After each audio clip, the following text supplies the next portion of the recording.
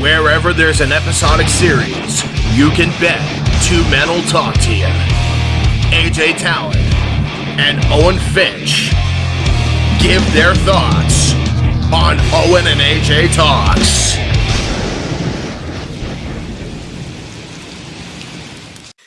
Hello! What's up, everybody? Another week, another Avatar video. I don't really think this ever happens much when we do an Avatar video like 2 weeks in a row type of thing. This is pretty significant. Yeah. So, pretty excited though. I'm Owen Finch though, and this is AJ Talent, and we are here for another episode of Avatar: Last Airbender, Book 1 Water. This one, we got another 2 episodes. It's The Deserter and The Northern Air Temple. These are the last 2 episodes before we hit the North Pole. Yeah. That's what I was going to say before I forgot to have us introduce ourselves. I am really excited, we're at this point, it took us a while to get to this point to get to Avatar, but I'm happy we're going to be doing the North Pole.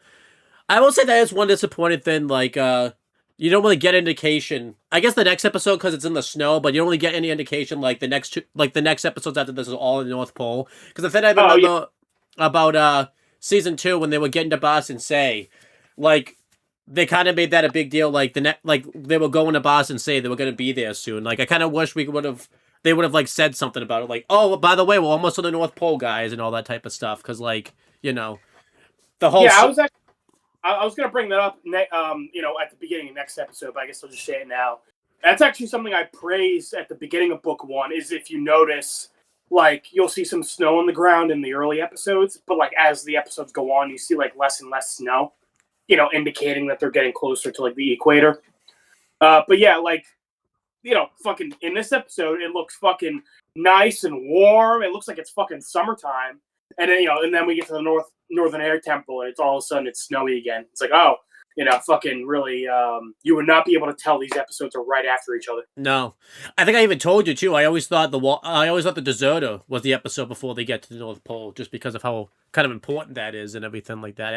I wouldn't have thought the Northern Air Temple would have been, and, we kind of talked about it last episode. Disappointing we don't get Zuko again, in between before the North Pole type of thing. I would have liked to see Zuko again.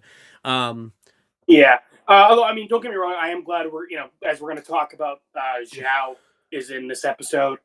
It's good to see him again before, because he's going to be kind of the main threat in the North Pole. Yeah. So we have one more episode with him, and kind of highlighting again his biggest issue is, his arrogance and his inability to control himself. Yeah. But yeah, let's go through these episodes. I just want to kind of make sure we mention that. But let's start with AJ. You get to guess the air date for this. Yeah. So this is the Deserter, by the way. The Deserter is the first one. Yeah. So this one is my cat is doing fucking cartwheels on the ground and biting the shit out of me. I remember before I thought it was 2004. It's actually 2005. And if I remember right, it was November. I'm going to guess November 27th, 2005. AJ, you are a month off. It's October 21st, 2005. Okay, that's not too bad, though. That's not too bad. Look at this one. But the writer for this episode was Tim Hendricks. Or Tim Hendrick, I guess. Not Hendricks. No S. He's only one Hendrick. But he's a pretty important part of Avatar. He's a staff writer for 46 episodes and 3 shorts. But the episodes where he mainly did the writing for was obviously this episode. I think this is his first appearance as a main writer. And then obviously he shows up again in Avatar State, the swamp, the desert. So it's kind of cool he wrote the desert and the deserter, 2 similar words. So yeah. Dirt, and maybe, I wish we had an episode called The Dessert. Yeah, it would have. We gotta have that the trifecta. He wrote Cities of Walls and Secrets, Lake Laogai, Soga's Master, The Puppet Master. You called him Soka like the fucking old commercials used to do. Oh, that's right. Yeah, Sokka's Master. The Puppet. The Western Air Temple. So kind of cool. He wrote 2 of the. Actually, no, he didn't write 2 of the 3.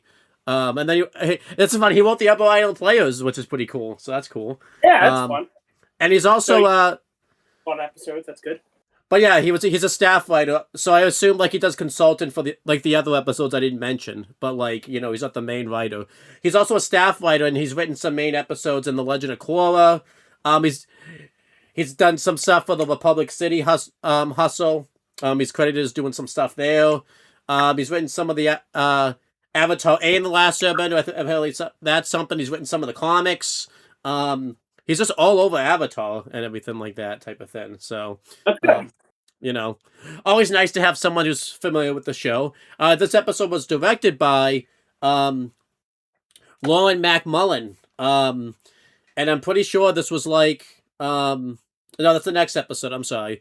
But she had directed some episodes before. We've talked about her. She did, no, this was her first director appearance. I was right. So that's good. This is her first appearance as director. She's gonna direct part 1 of The Winter Solstice. She directed The Storm. So this isn't her first appearance. I don't know what. Oh, the Southern Air Temple, because I'm confusing the two, the Northern Air Temple and the Southern Air Temple. So, but yeah, she directed this episode. She's gonna direct part 1 of The Sage of the North, The Cave of Two Lovers, Avatar Day, Zuko Alone, The Desert, Cities of Walls and Secrets, Lake Laogai. Always kind of nice too, because the director and the writer like work together, like in other episodes coming up and everything like that. So that's cool. She's the historian actually of The Cave of Two Lovers, which is pretty cool. She's storyboarded artist on all those other episodes I mentioned. She's the background designer for Avatar Day and Cities of Walls and Secrets, and she's the character designer of those same 2 episodes. So this is interesting because I didn't know this. She wrote the Tales of Boston Say, but like no, just the Sokka part of the episode, which is I think that's pretty cool because you wouldn't have expected that to be like. Well, the Sokka part. Wait, for what episode? The Tales of Boston Say. So that's why I wrote the Sokka. All those stories have different writers. Yeah, so she wrote the Sokka part of the episode. Yeah. I think that's pretty cool because you wouldn't have expected that to be like, because that's a very like, that's about Sokka like trying to get girls. So it's kind of cool that a woman like wrote that episode and everything like that type of thing. So and she's also directed some King of the Hill and the Nanny episodes. She's done directed and storyboard artist for The Simpsons, and she actually was like a sequence director of the Simpsons movie. I didn't know what that meant, so I had to look that up. I think that means like she directed like part of that movie, not like the whole thing, like a certain section of that movie. So that's pretty cool. So she's done some things in the animation world and everything like that, and she's gonna stick it around for a little bit. So, and we have some guest stars. I don't know why they have Zhao back here written as a guest star. I think we ranted about that before. Zhao is not a guest star because I guess he's not in a lot of episodes, but I wouldn't consider like Zhao's voice actor like a guest star, really. I was gonna say the guest star is kind of weird. Like they're really fucking broad on guest. Maybe Yellow Jackets took inspiration from that because they upgraded Callie to like main role in like season 3, and she did more in like season 2 than like season 3. Yeah. So it's like I don't think they know. Maybe Avatar doesn't know either what like guest stars and like main stars are. Do you think like oh you're not main cast? Yes.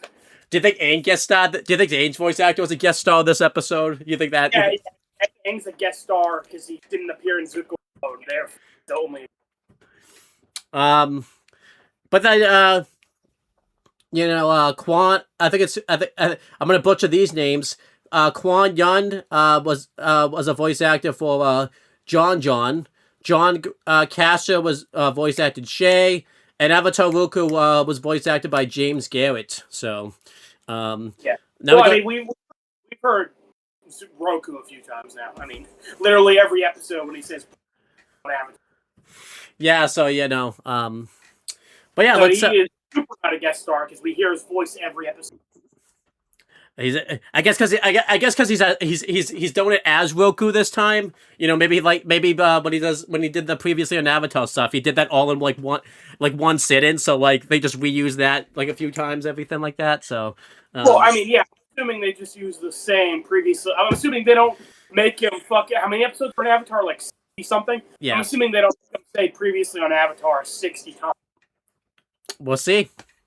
That'd be funny if that was the case. But yeah, let's get into the actual episode. So the episode starts off Kind of gets right into the plot, you know. I remember the last episodes of Avatar, we kind of mentioned they usually kind of have like a little side quest in the beginning, but that kind of wasn't the case. I mean, you could say the festival's kind of a side quest, but it ends up kind of causing the main plot. But you know, Team Avatar are looking over at a bulletin board, and Aang sees that there's a Fire Nation festival going on at like the next town over and everything like that. And you know, Aang kind of wants to check this out because obviously, as job for the Avatar, his destiny is to learn all the elements. So if Aang could kind of watch and learn from firebending, you know, if he can watch other firebenders like actually do firebending, he can kind of like get some ideas and kind of see how it's done and everything like that. Because you know, Aang really hasn't been able to actually like see it in action other than when he's fighting, and obviously you can't really be an audience if you know you're fighting. He just fucking pulls a notebook out of his ass and is like fucking jotting it down. And obviously Sokka doesn't think that this is the best idea because obviously he literally just says in the show, like, anytime, he basically says, like, anytime we go into these situations, we always get into trouble. Like, I think it's a bad idea. And everyone kind of ignores him. And I kind of like that, because Sokka probably is literally saying, like, what the audience is probably saying at the television, and no one's listening to him, which I think is pretty funny. And even Katara's kind of, but then she goes over to, like, the bulletin board, like, across from it, because it was, like, a connecting bulletin board that you would see, like, at an amusement park. Or, like, at, like, a, national park or something. Yeah, it is a little weird that this bulletin board is just like in the middle of the. But like you said, there's a town nearby. They probably like any travelers coming through. Yeah, and Katara looks over and she doesn't think it's a good idea because there's a wanted poster for the Avatar. Kind of cool because it's not just him. There's other people there. You got to see the Blue Spirit there, which was pretty cool. Yeah. That's a wanted criminal. And I'm pretty sure one of these criminals was meant to be one of the deserters. I'm pretty sure it's meant to be Jean. I say that because yeah, what? I say that because when they leave this area, they like really focus on like, you know, him, like that guy type of thing. So yeah, I was gonna say, yes, it's meant to be Jean because he's got the white hair, he's got the scar. Yeah, and like you said, after they leave, it like zooms in on his poster. But it doesn't look like him at all, type of thing. So well, I mean, it's he's got his because when we meet him, he's like his hair's down, it's all messy, and like here, it's like it's all tied up like a Fire Nation soldier normally is. He's like clean cut and presentable. Yeah. So I think it's meant to be like his picture from when he was like in the military still. That's true. But yeah, kind of cool. I like that it wasn't just Aang that was there. It was Jean. There was some other random person there. I wonder what he did and everything like that. We never saw anything about him. So that's Jean. He fucking murdered millions. I guess we should explain that joke. In the notes, I wrote the name differently than in the episode. I wrote Jean because I didn't know how to spell. I didn't know how to spell it, and I thought that's how it was spelled. So, and I didn't bother. Yeah. I didn't bother fixing it because I didn't feel like it. So, yeah, I Owen my favorite characters at Aang, Sokka, Pian Dao, Zuko, Iroh, and then John. Fucking Bill, Frank, and then fucking Jimmy. I don't know. Yeah. You know who else should have been here is John Miles, Yeah, good old John Miles. Well, I was making the joke that everyone has like really Asian sounding names, and then you got good old fucking John. Yeah, so I seem to like the name. So for the rest of the episode, I will be calling him John and or Jimmy. Okay. I will say I seem to be obsessed with the name of John because every time I don't know somebody, I seem to call them John for some reason. I don't know what the name. I don't know where I got Miles from somehow, but John. So yeah, I would love if Bill Gax shows up and it's like, oh my god, it's fucking John Gax. So yeah, but obviously this kind of gives Team Avatar though some pause to like not go over to the town and go to the festival. But Aang even says, like, hey, we could just, like, wear disguises. So they all just kind of decide to go to the town. I do think it makes sense why Aang wants to go to the festival. I like that he's not just randomly wanting to go to this festival, like, to have fun and all that type of stuff. He wants to actually, like, see firebending. And, we haven't really seen, like, a Fire Nation, like, town yet or anything like that.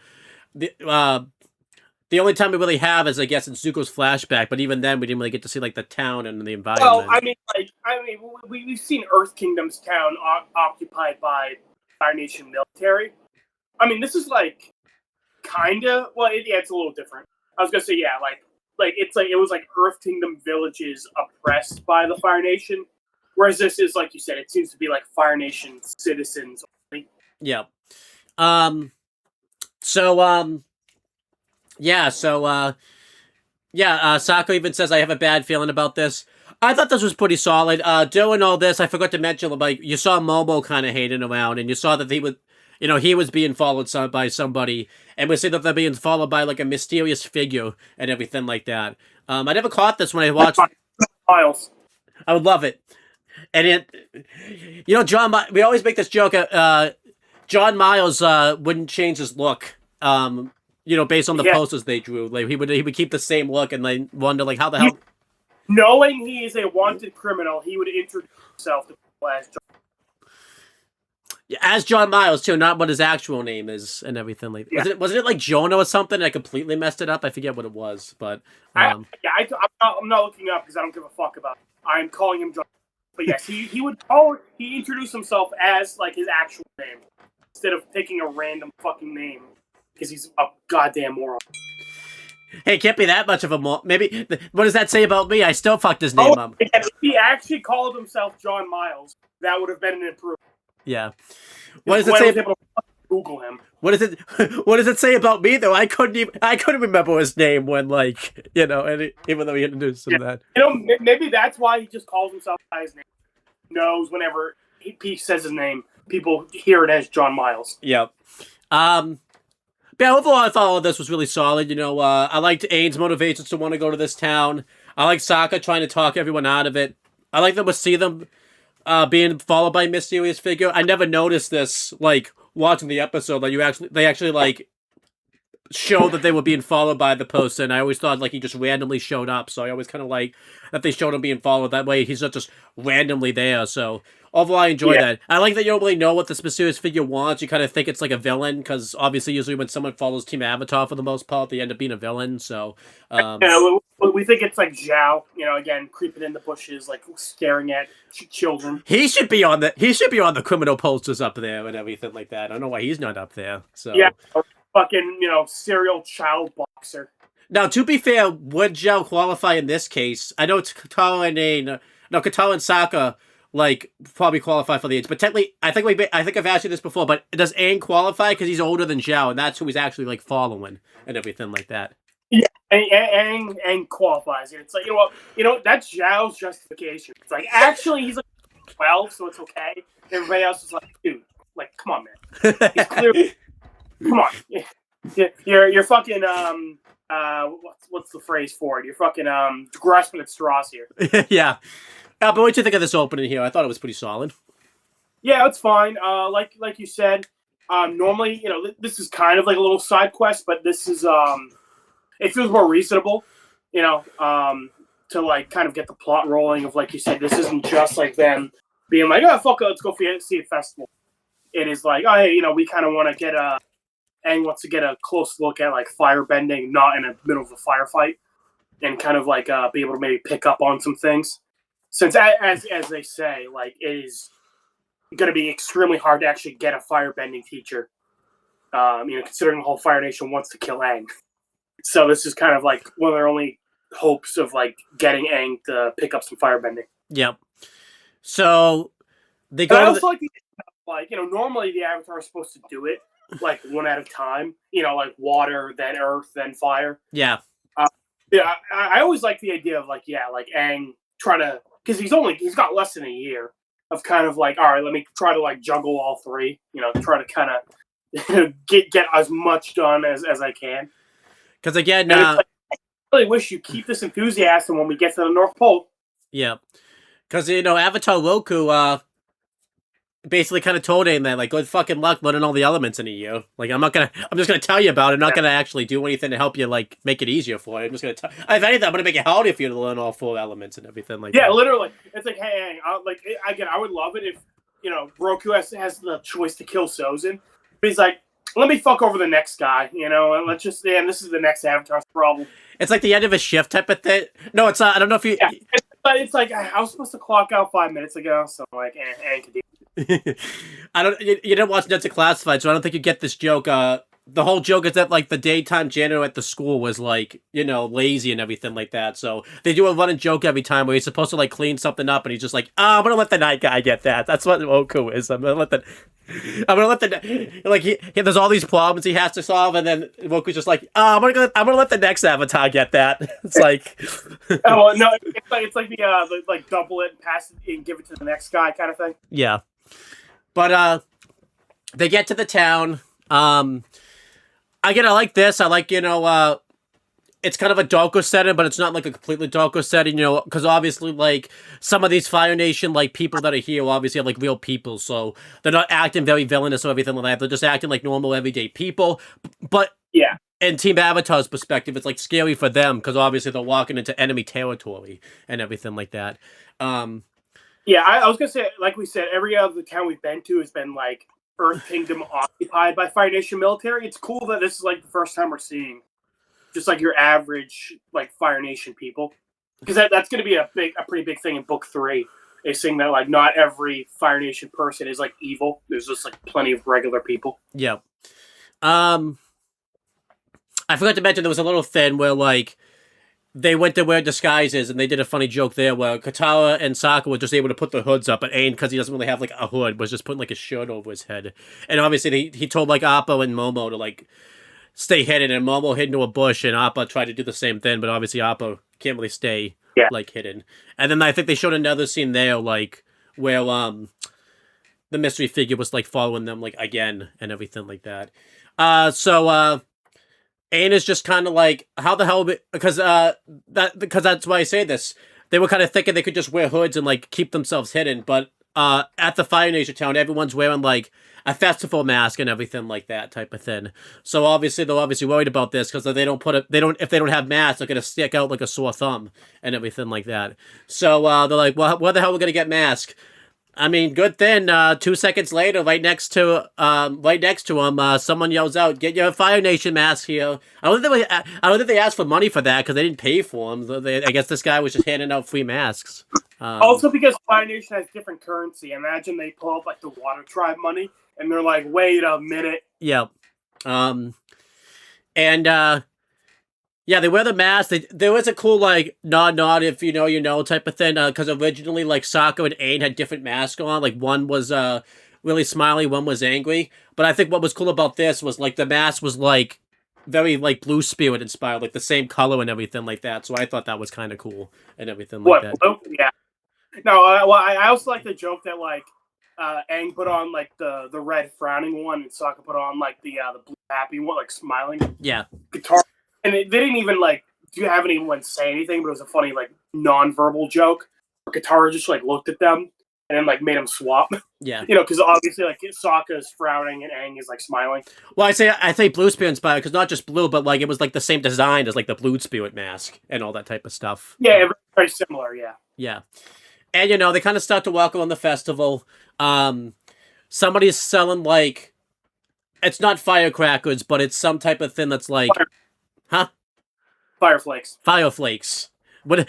I mean, basically, it was firecrackers. So, and well, it's like their popcorn. Essentially, it seems like. Yeah, and obviously, Sokka like it goes to eat it, and obviously, it blows up in his mouth basically because again, it's fireflakes. It's obviously it's like pop rocks where it snaps in your mouth, except it feels so much worse than pop. I don't know if even the Fire Nation eat that type of thing because it's like, wow, how do you? I know that's the thing, but like something popping in your mouth like that, blowing up, like that would hurt. But okay. Well, I like Katara even like goes up to him and she's like, wow, fireflakes are hot. Who would have thought? Yeah, and then we see a puppet show going on where, one of the guys has the puppets and he's pretending to be like a really like a Fire Nation army, like just minding his own business. And then he's pretending like an earthbender is about to sneak up on him, but instead, he actually sees it coming and like blows. He uses firebender to melt the Earth Kingdom puppet. I love that he actually like used Firebender, like it wasn't a special effect or anything like that. Like he actually like destroyed it. Yeah. And Team Avatar were kind of haunted by that. And then they go over. It's a pretty creative use of fire, but I always like seeing bending, like in like non-com like how they use it for their everyday life. It's like, oh yeah, using a little puppet show, and you can actually like shoot little fire out of the like puppet. That's smart. Yeah. And one of the little like Avatar comics, they do one where like when they're on Ember Island, and it's like a little like those like little boxing like Rock'em Sock'em. Yeah. They Zuko and Azula play a game, and like they can like firebend into like the control to like make the action figures like super powered. Oh, that's cool.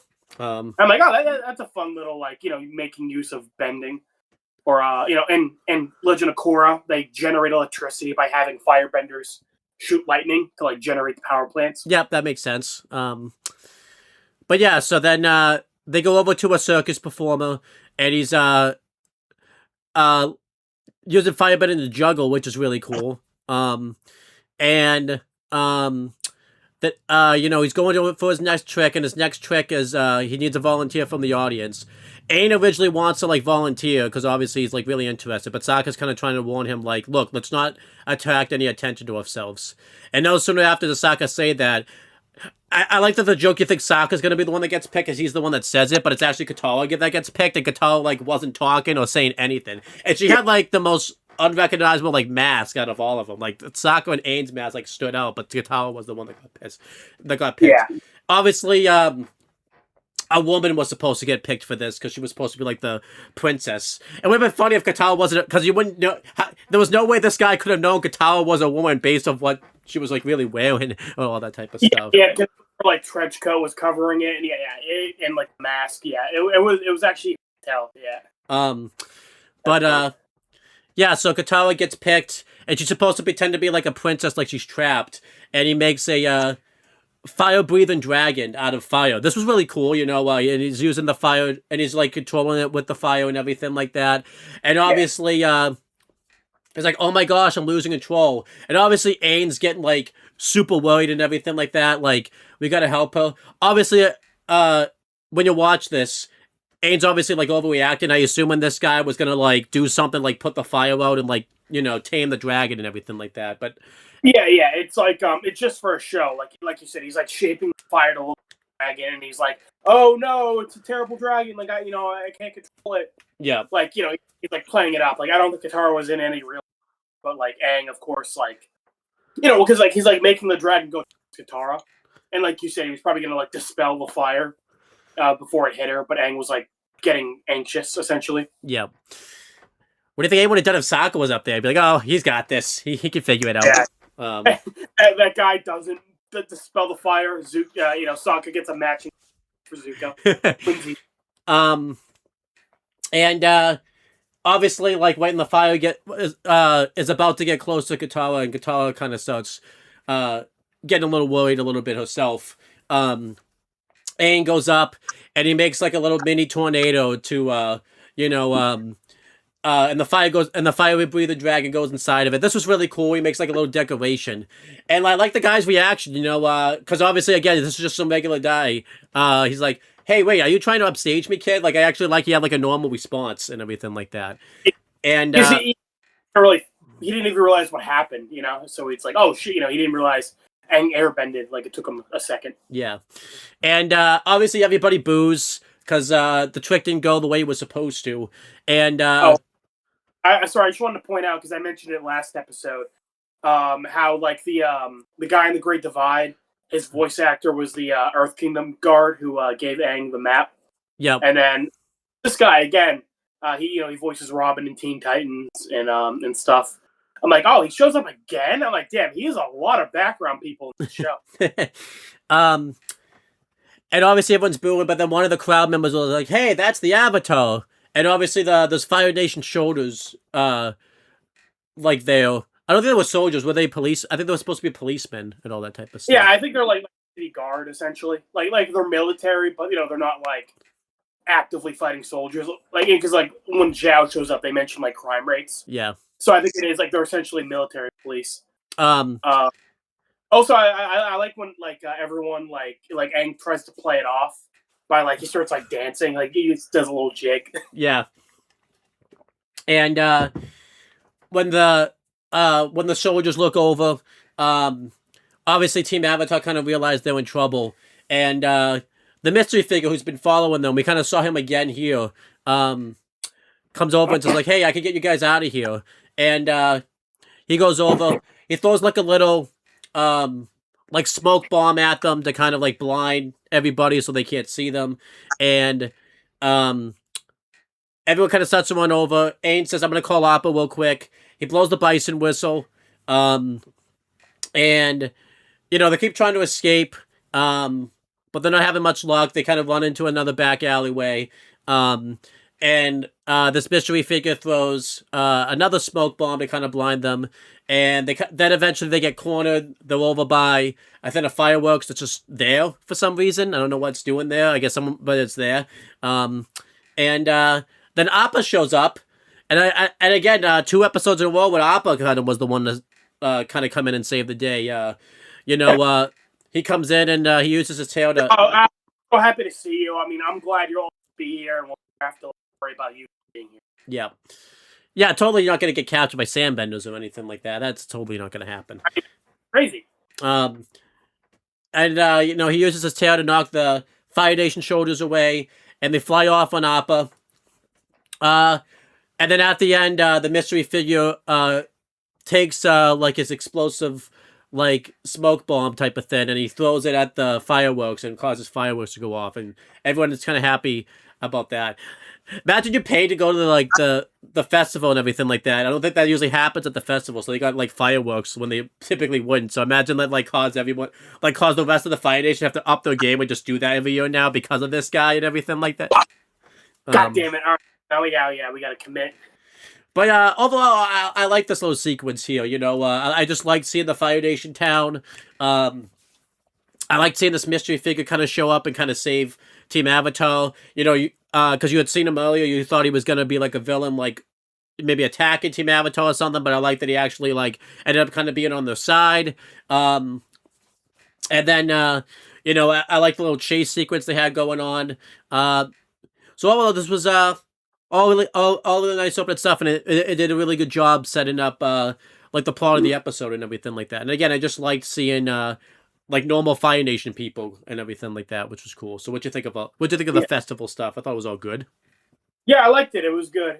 I liked it. I mean, I can see why Aang overreacted. Again, he didn't trust the Firebender was gonna like, and he is like a very protective of Katara, so I could see why he would like, panic. And yeah, I think this was like I said, I don't think it was dumb for them to go to this Fire Nation town. I think they had a pretty solid reasoning, and I do like the irony. Oh, they go see fire bending up close, so Aang can learn something about it, and it leads them to meeting the guy who can actually take them to like the only guy that they could think of who would be able to teach Aang. Yeah, and then you'll find out why this guy's actually following them, which makes sense. So, because again, I think it's a little bit better than like, oh my god, a fucking bear. By the way, there's a fortune teller. Have fun, like this kind of correlates a little bit better. Yeah, I think so.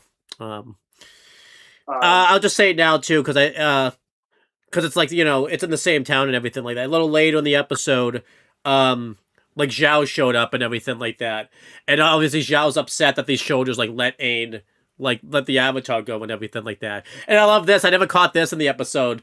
They're like, yeah, but that happened. But like these guys are obviously trying to make Zhao feel better.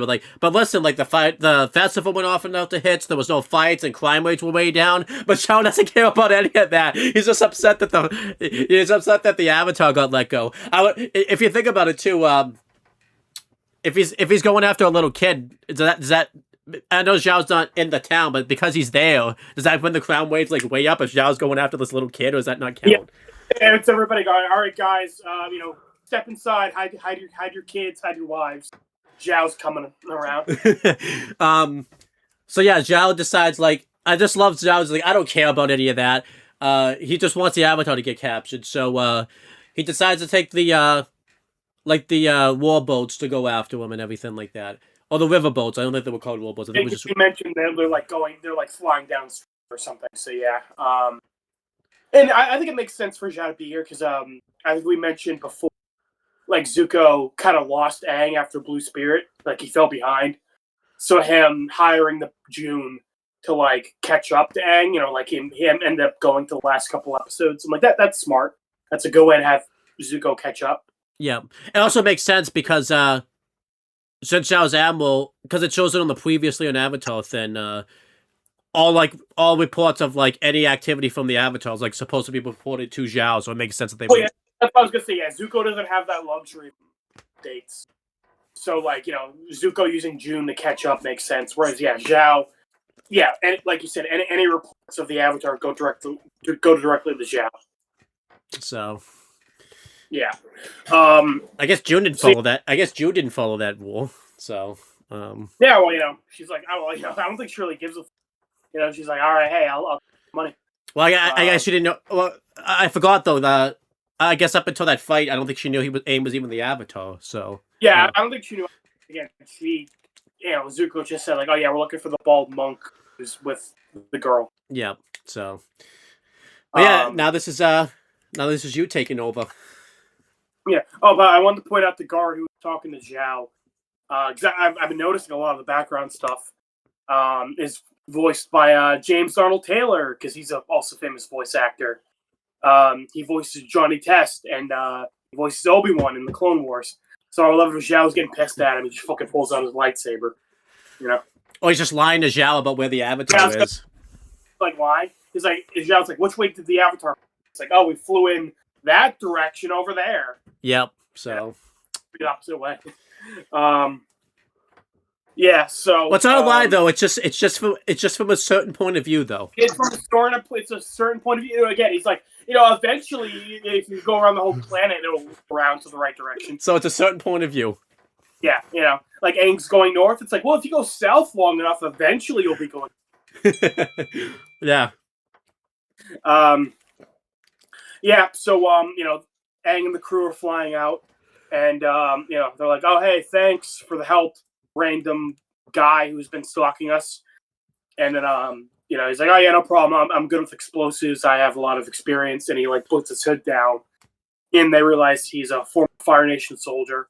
I don't know how they piece that together. I'm guessing because he ethnically looks Fire Nation. Yeah, I guess. I didn't really like good with explosives. I guess that's why. Yeah. I wonder if he was. I wonder if he was supposed to be the other guy, like on that wall too. I guess maybe, like of that bulletin board, maybe. Oh, maybe I don't know. Yeah, he's John. He's murdered billions. But yeah, they stop them at camp, and they're basically like, he explains himself that he's a former Fire Nation soldier. He's the second guy to ever, abandon the military and live. I like how he's even like, yeah, you don't get to be a legend for being the second guy, but, that's okay. But he mentions that. I will say I didn't catch this till this episode. I think that's supposed to be the joke, but the way he talks, he sounds like a person like on drugs. I think, and then he's just and then like he's out of his mind because some of the story that he tells, like you're supposed to think like he's crazy. I just love to like chill and relax. He's like so chill and relaxed, but like then all of a sudden he'll just start like saying crazy stories and all that type of stuff that I like actually. Like he's very scatterbrained, like because he's trying to explain who Jean. And he's like, yeah, he's like the most famous general, or was he an admiral? Like he like doesn't even like know like important details like that. Yeah, which is funny.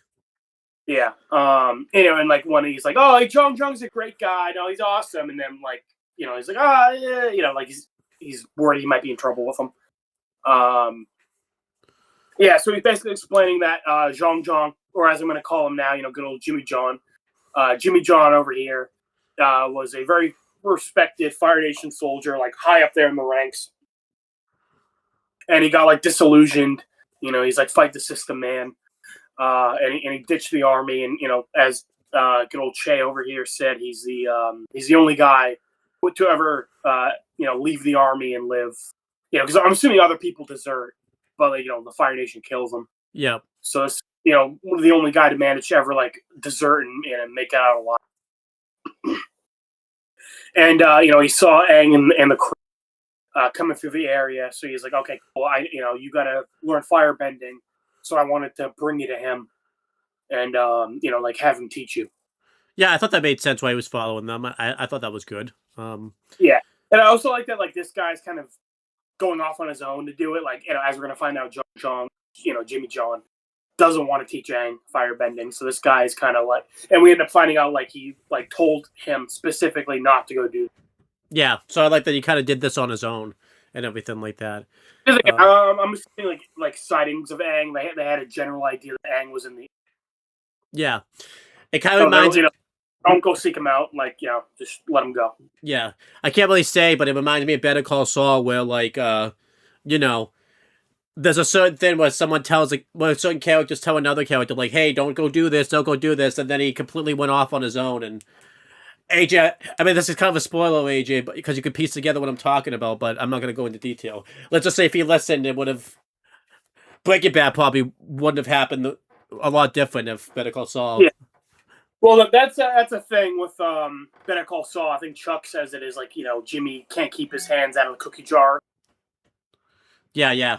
So that's Walt in Breaking Bad as well. Like he's constantly going rogue and like doing shit he's not supposed to do. Oh, and that just like Moo is doing shit he's not supposed to be doing. Yeah, he's he's fucking staring at something in my shower. I'm gonna turn it on real quick so he fucking leaves. Hang on. Okay. All right, so I'm gonna put the water bender real quick. Wait, you have a shower in your room? No, my bathroom's right here. Oh, okay. I'm like, what the hell? Yeah. But yeah, I kind of like that. I like that this guy kind of went rogue and did his own thing. Yeah. So he's they end up getting ambushed by these guys. They don't ever really explain who these guys are. Because they talk kind of like a little primitive, like the way they speak is like you do this, you do that, or he not happy or something. Like they talk kind of like I guess primitive is the word for it. So I don't know who these guys are. They're just like fucking random bush people, and Jimmy John like showed up and he's like, I'm in charge now, and everyone else is like, sure. Yeah, why not? We never see these guys again either, so... Yeah. So I'm like, I don't know who these guys are. Just fucking random bush people. So they're, they capture them and bring them to their camp. And Che is like, oh, good old, this guy fucking gets a name, but not the mechanics from next episode. I know, yeah. This is guy's Yi, he's an old buddy of mine. This guy's like, shut the fuck up. You shouldn't have went to go see the Avatar. You shouldn't have went off on your own. So, Jimmy John wants to speak to you. You guys go, sleep in this tent until we call for you. But yeah, Che, after Che talks to Jimmy John off screen, and then he comes back to Aang in the group, and he's like, yeah, he's pissed off at me for coming to see you guys. He wants you guys gone now. And, Aang is like confused. He's like, why? This was like my one chance to meet a firebending master who was like willing to train me. And Sokka's happy to hear this, because Sokka was like, didn't want to go to the town. He didn't want to go see this guy when Che brought it up. And as soon as Che says he wants you guys gone, he's like, awesome, let's go. Yeah. Because he's like, not, because obviously Sokka hates the Fire Nation, so he doesn't trust this guy anyway. Right. I do think it makes a lot of sense, how desperate Aang is to learn firebending, because Aang even says it here, like you said. It's like, because of the Fire Nation war, and everyone wants to capture the Avatar, no Fire Nation person would want to teach the Avatar, like, firebending and all that type of stuff. Seeing that this guy, like, is a deserter and, like, went rogue and is completely on his own, like, Aang kind of sees this as an opportunity to, like, he can, like, learn firebending this way. And, Che does say, like, John wants you to learn, other elements first, like water and earth, like first. But in his mind is thinking like, look, this is my one chance to learn firebending. And, again, ironically enough, the person that ends up teaching Aang is someone else that also goes rogue against the Fire Nation. So this was, at this moment, this was the only chance Aang could learn firebending, and yeah, Aang's probably jump. To be fair, he would have to learn somebody who went rogue. Because, like, you know, imagine, you know, somebody coming up to the Fire Lord and being like, hey, Fire Lord, I'm loyal to you 100%, but is it okay if I go teach the Avatar firebending? And, you know, Sozin's like, yeah, sure, man, that's cool. Well, if it's the shitty Last Airbender movie, that totally would happen. Yeah, so. yeah, you know, and then afterwards, he's like, oh, by the way, can I get my cheeseburger? Don't do that again, because you'll be going to McDonald's again tonight. Yeah, no, I'm about to say, yeah, no, I sent you. I did go to McDonald's after I made that joke. I'm not doing that tonight. But I do like Aang's desperation here. Like, it makes a lot of sense. He would want to do it with someone that goes rogue and everything like that. And Aang actually sees this as the only chance, and like he has to kind of learn now type of thing. So that's why he's kind of a little impatient type of thing. Yeah. And I do like how the guy's like, you know, you haven't learned water and earth yet, so like it's too soon for you to learn. And Aang's like, how did he even know that? And then this guy's like, oh yeah, he could tell by the way you into camp.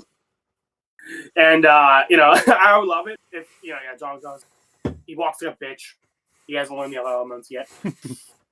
He's just peeking outside his steady. He's like, he doesn't have to walk. You know, again, you know, Zhao learned from him. He's the master. I would love it too if he sees like Sokka walk. He's like, okay, this guy walks like a firebender. I can work with this. That guy. What about Momo? You think Momo qualifies? Because he doesn't really walk. He kind of more flies. Well, you know, again, later in the episode, when he says, like, you know, I've never seen such raw power. He's not actually talking about Aang. Yeah, for sure. Yeah. Why do you think Aang told Momo? He's like, all right, Momo. You know, we've been building up this fight all series. If you were here, this fight be over in 2 seconds.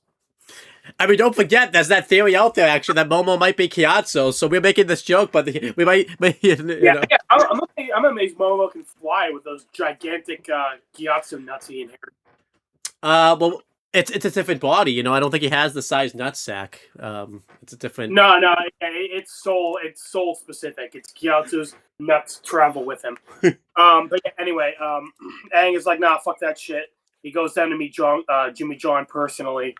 And, you know, Jimmy John's in his hut. He just has a bunch of candles around him. He's like meditating in the.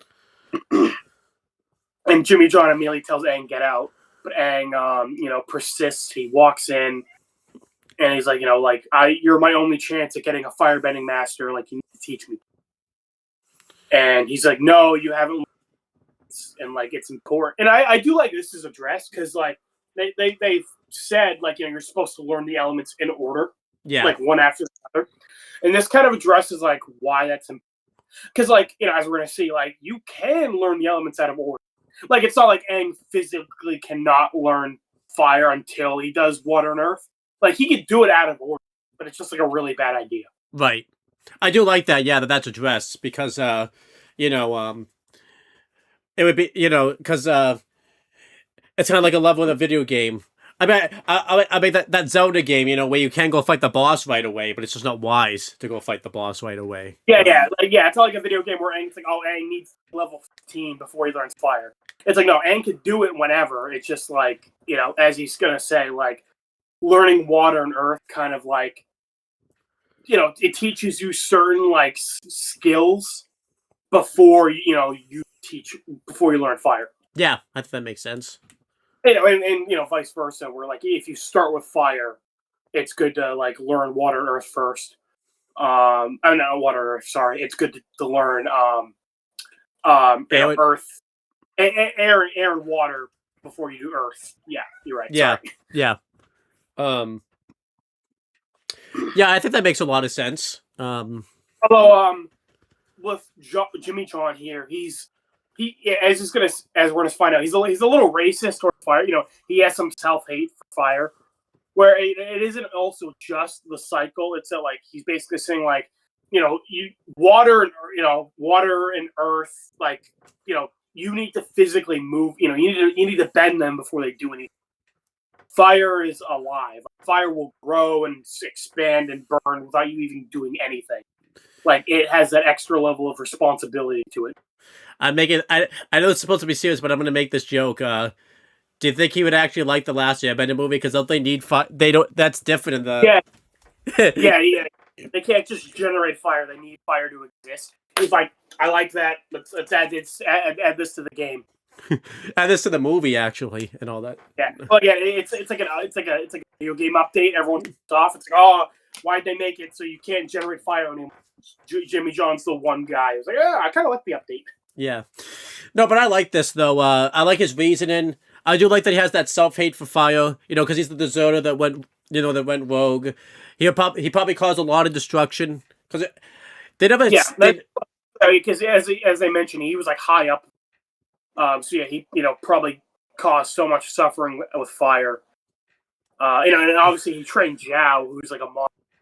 So like, I can definitely see him having a lot of guilt over all the bad things he's done. Yeah, and like how irresponsible he was with fire in the past.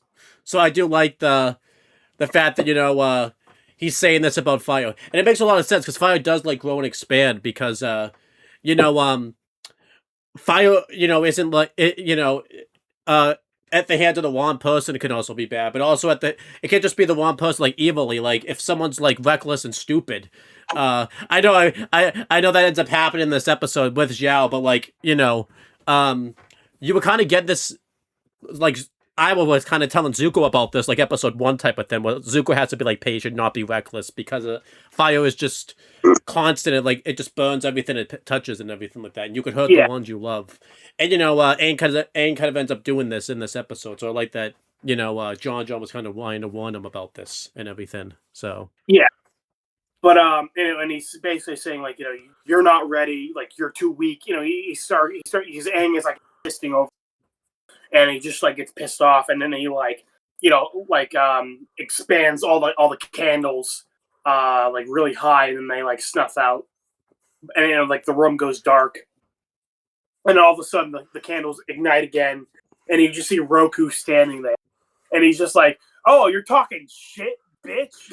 And then Jimmy John is like, oh my god, I'm so sorry, please. Well, God, don't fucking kill me.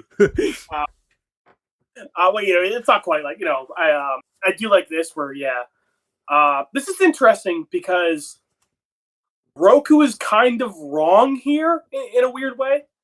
Yeah. I'm going to guess too, I know Aang can channel all the avatars. I know they do this, but I'm gonna guess because like John was meditating, that's why he was able to see Roku. I don't think Aang like channeled Roku. I think he was meditating. Yeah, I was gonna say a little bit of both. Because Aang doesn't even what Jimmy John saw here. So again, like Jimmy John is a very like spiritual person, kind of like Iroh in a weird way. Yeah. So I definitely buy that. Like, no, that's fucking the timer for the episode to end. So we're not even halfway. Yeah. So yeah, he's basically, I can see that Jimmy John is like spiritual and Aang, kind of maybe like high emotions by what he's saying. And Jimmy John, they kind of imply that Jimmy John's a little crazy. So I definitely buy it's a little bit of both. Like I do think he legitimately saw Roku here. Yeah. And it's Roku is it's kind of like Yoda and Obi-Wan a little bit, where I like it because a lot of it's kind of a trope that like the old masters like always right, their wisdom is like gospel essentially. I kind of like that, like they have their own biases. With obviously with Obi-Wan and Yoda, they believed Vader was a lost cause. He was too far gone. He couldn't be redeemed, and they were kind of wrong in a way. Yeah. They were wrong, completely wrong on that. And Roku here, we don't know his full history, but when we later in the show we're gonna find out he definitely feels very responsible for the 100-year war. And he tells Aang multiple times like he feels guilty that Aang essentially inherited his problems. And Roku himself probably thinks that this is probably one of Aang's only chances to learn firebending and like end the war. So I could definitely see him being like, no. Even if it's like going against the cycle, I could definitely see Roku being like, no, Aang needs to learn firebending here. You're gonna teach him.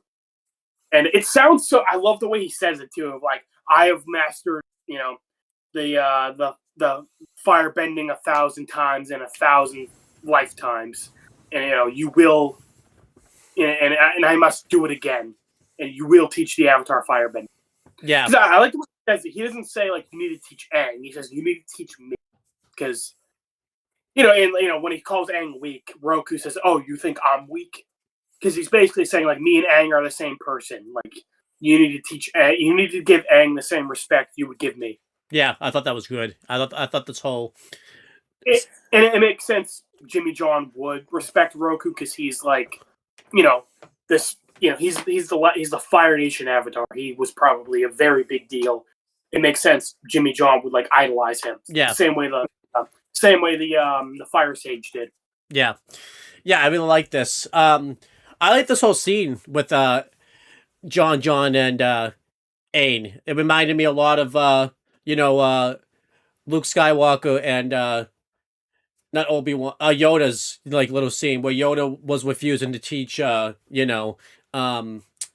Luke like about the Force and everything like that and how to be a Jedi. And like Obi-Wan was like kind of talking over like convincing Yoda to do it. Really interesting. Avatar Roku like took a different approach to doing it than Obi-Wan did. Where like Obi-Wan talked him into it, whereas Roku basically made him shit his pants. Can you imagine that? I like it's the same reasoning. It's kind of like what Yoda says. It's like I can't train him. Like there's too much anger in him, like his father. Yeah. Like like it's not Aang's too angry. It's like Aang is too like impatient and impulsive. Yeah. I even kind of like that he even says like Aang really doesn't have any like interest in this too. Like he's only doing this just to learn the element and like move on type of thing. Like he's not really showing. Yeah. Trying to like actually understand. So, and I like Jimmy John relents and he's like, yes, I will teach you. And then he like snaps back to reality and Aang's like, oh, that's great, awesome. Yeah. Aang has no fucking clue what he just saw. I remember when Aang left, he's like, wow, he changed his mind real quick, huh? I guess I talked him down and everything like that. I guess I was just persistent enough. I like that Roku never told Aang he did this. I would have loved it if Aang like channeled Roku like one of these times, like, hey, why do you think John change his mind so quick? And Roku's just like, I think he was. It's like, maybe nice guy, I guess. Doesn't mention like he was threatened by Roku and everything like that. He's just like.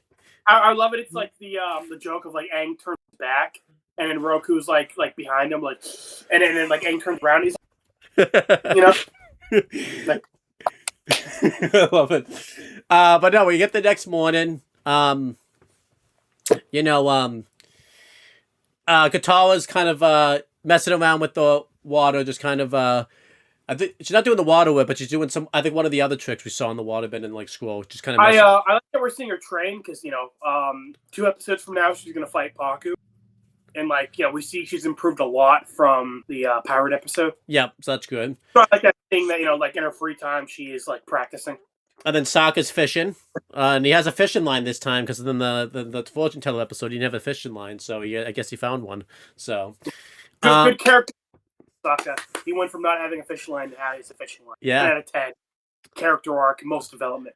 And Aang's all excited and waiting to get some firebending going. Jean comes out, and Aang's like consistently asking him, and it's every one of these scenes where Jean, he's like Aang's like thinking he's gonna like day one like just be firebending and everything like that. All right, I'm gonna set a timer for another 20 minutes, okay? Sure. And John's just like, no, we're not going to look with fire yet. You need to learn, like, discipline first. And he has Aang take, like, a Fire Nation, like, stance. And John tells Aang to, concentrate. And Aang's like, okay, so what's the point of this? Like, why am I doing this type of thing? And John's kind of getting a little impatient. He's like, look, concentrate. Like, these two are paying attention to what they're doing. Like you concentrate and everything like that, which I really like. I like that he took a jab at Sokka, which was pretty funny. Aang's actually concentrating. Katara and Sokka are laughing at him, and Aang continues. The next scene, they go up to just away from the town and everything like that. Like a nearby little mountain, essentially. Yeah. Like a big hill. And Aang's thinking, like, okay, like, we're actually going to do some firebending. Like, we're going to go up on this big hill so that way, like, I won't hurt him with my fire blast. And John, I even love he says, like, no fire yet. Um, and Aang's just like, what the hell? And I love he waited till not even Aang was at the top of the mountain. He was like almost to the top of the mountain. Like Aang's spirits were crushed before he even reached the top of the mountain. But he still had him go up at this top of the mountain, thinking Aang was gonna learn firebend. And so I love that he crushed his soul like right before he got to the top, but like didn't tell him until he got to like a certain like almost to the top. I think that's a great spirit breaker. And it makes sense why he brings him up here because mountains are very windy and everything like that. So he wants Aang to concentrate and start like practice his breathing and everything like that to really concentrate. There's a funny joke here where Aang takes like his stance. And like I do like that. Like they're doing a lot of breathing exercises. That's something Iroh said in the first episode.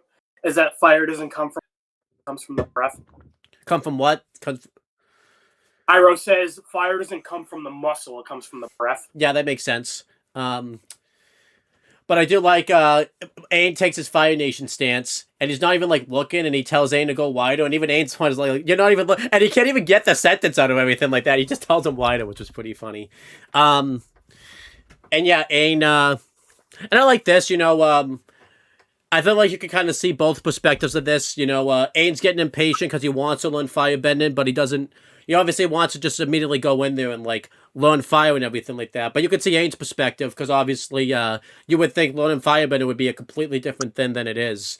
And but you can also see John's perspective where like he obviously wants to teach Aang to like respect firebending and obviously not be reckless with it. So he's trying to teach Aang like the discipline of firebending because a big thing. Well, yeah. Also, the thing is like Jimmy John is actually like he's kind of a shitty teacher. Where like he's not really explaining any of this to Aang because like even a little bit later he just says like Jimmy John just leaves them for hours on end just like squatting and breathing and he's not like explaining anything to him. Yeah. So. But for Aang it feels like he's getting his time wasted. Yeah. And Aang's also thinking I don't have a lot of this time to like I have to learn this quickly type of thing too. Yeah. So again, like I feel like if Jimmy John just actually like sat down with kind of like explained. Because a little bit later when Aang gets, he kind of like explains himself a little bit, and then Aang kind of like thinks about it. And he's like, okay, I can see where you're coming from. So if Jimmy John literally just like had a fucking conversation with Aang, Aang would probably understand. Yeah. But yeah, so he goes to his tent, and John's upset that Aang came back early, but Aang had been out there for like hours. And Aang even tells John, like, I want you to stop wasting my time. Like, all I've done is breathe. I want to, like, actually, like, work with fire. And John explains himself. He explains that he had a... I like Jimmy John's response. Where, Aang is like, I've been breathing for hours. And Jimmy John is like, what? You got tired of breathing?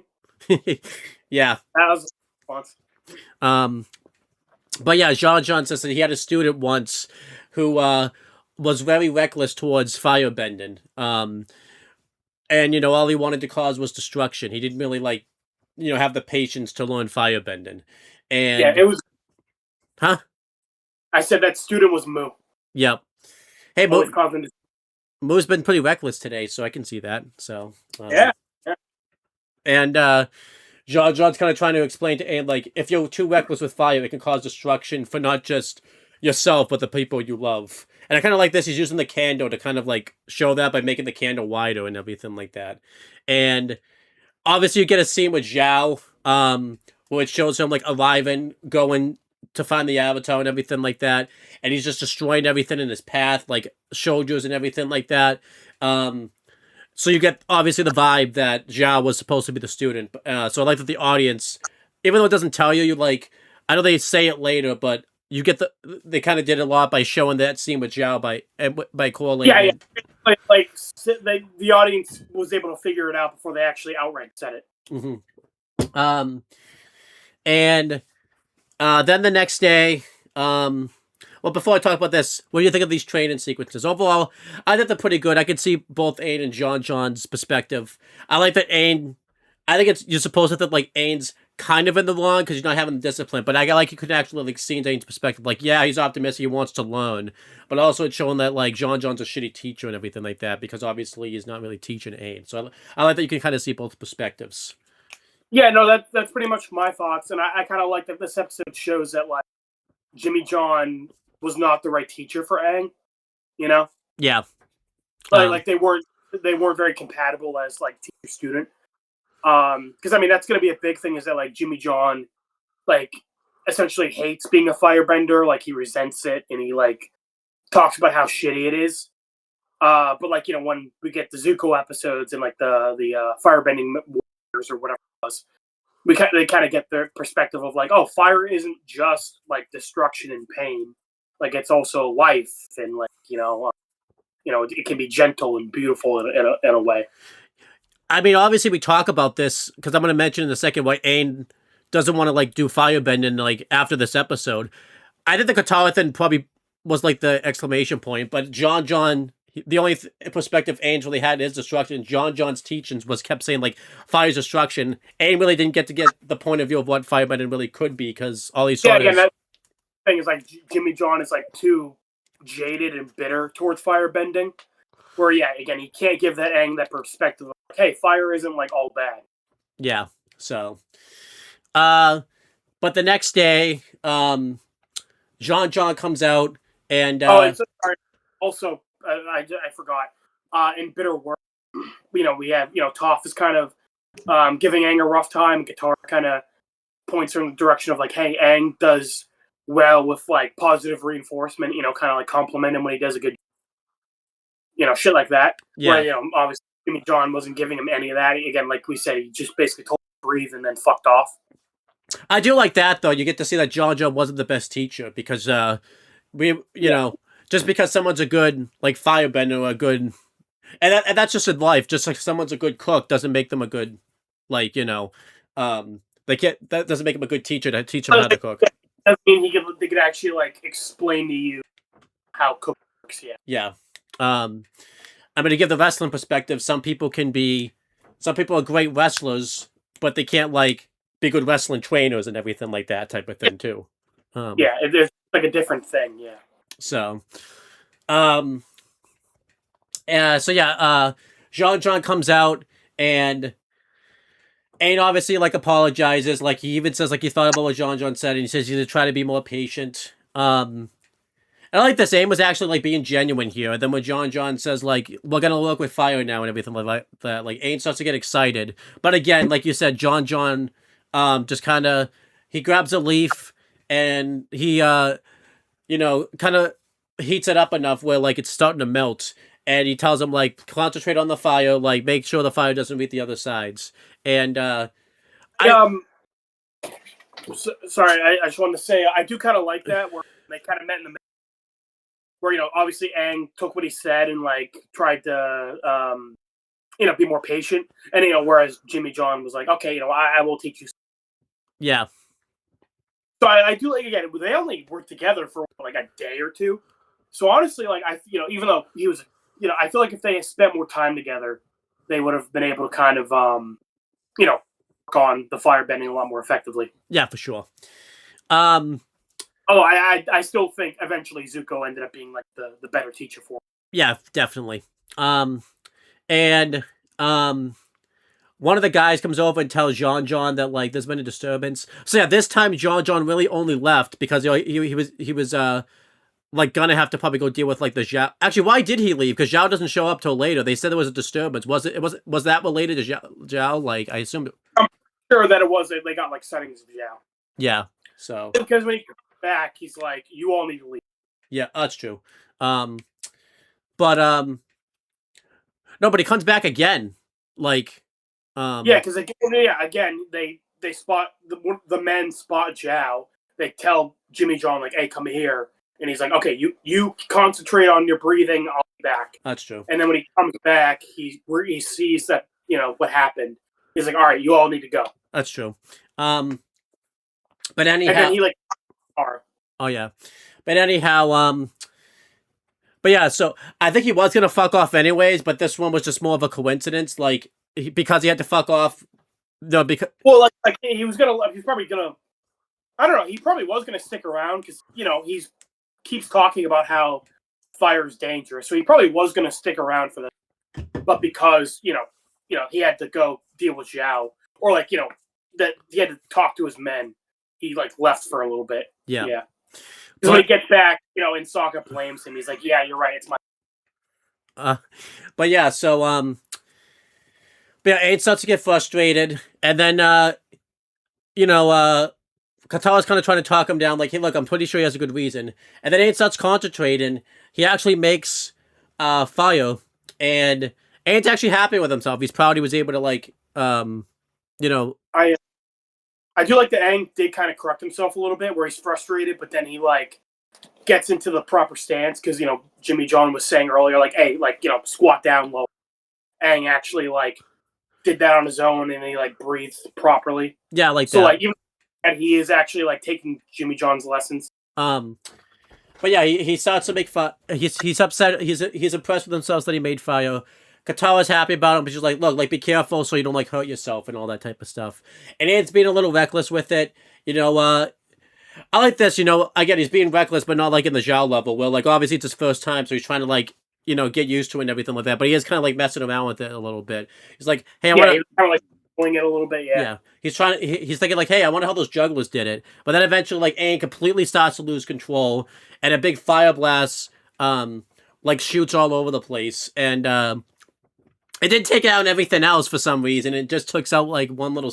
But then Katara puts her hands up and she falls, and then Katara gets burned. Her hands really bad, and Aang obviously comes over and he's like, "Katara, I'm so sorry. He really feels bad about this."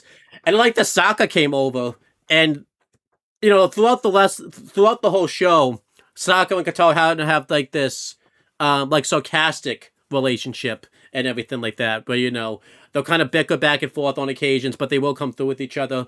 I like here, yeah, you're a pixel man right now, but I like here that Sokka was actually being the older brother. He was worried about Katara, and then when he sees that Katara's hands got burned, he starts to get angry with Aang, realizing he got reckless, and he tackles Aang to the ground. And he's like, "Look what you did. I told you shouldn't be messing around with this, and now look what happened.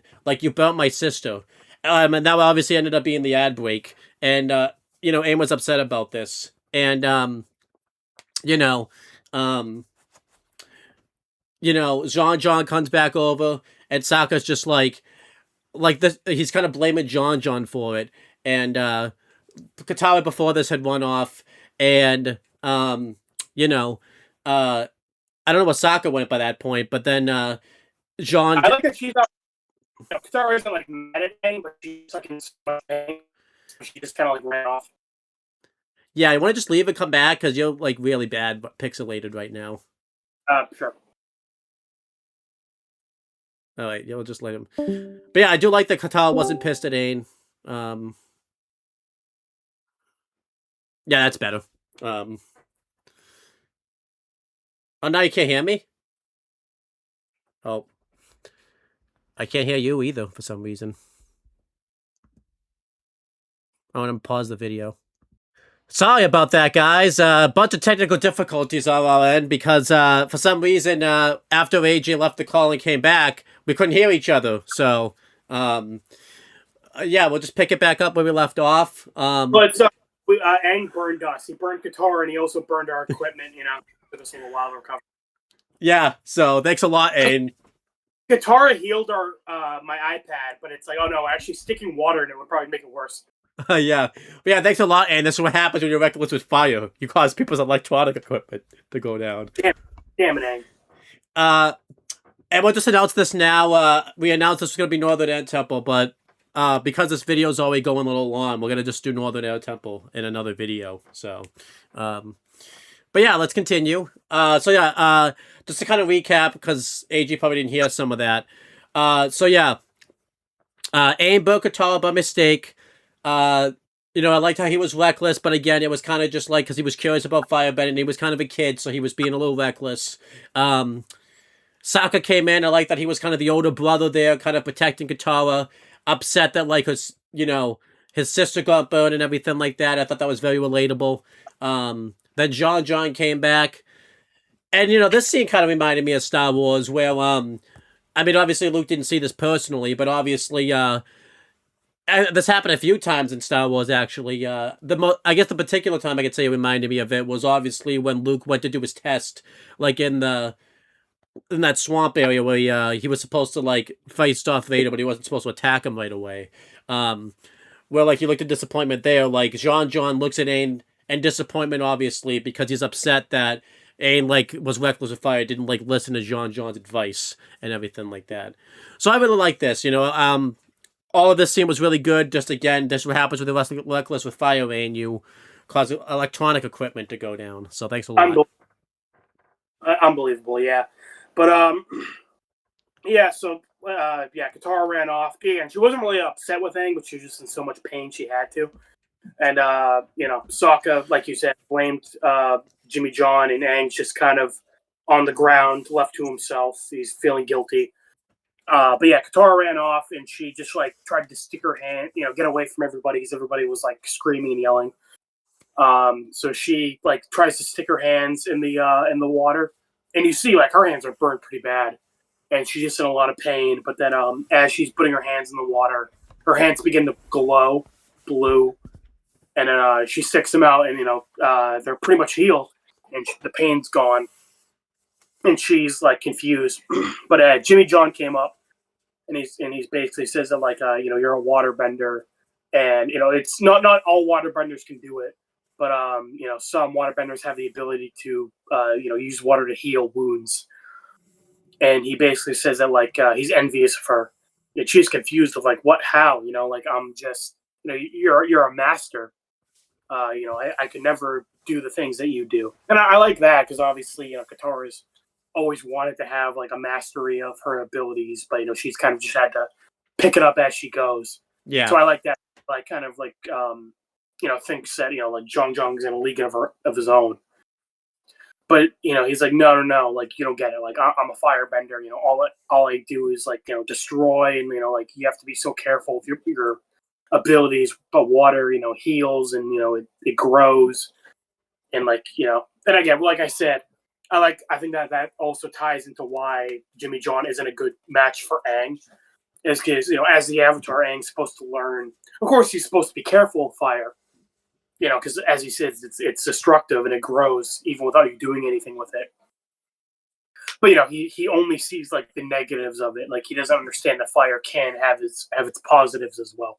Yeah, for sure. So again, I think it's another reason why he wasn't a good match for Aang. Yeah, I do like this. They had this little moment because Jimmy John hasn't really talked with Katara at all this episode. So him having this little moment where we get to see that he is kind of envious that he wasn't born a waterbender is kind of cool.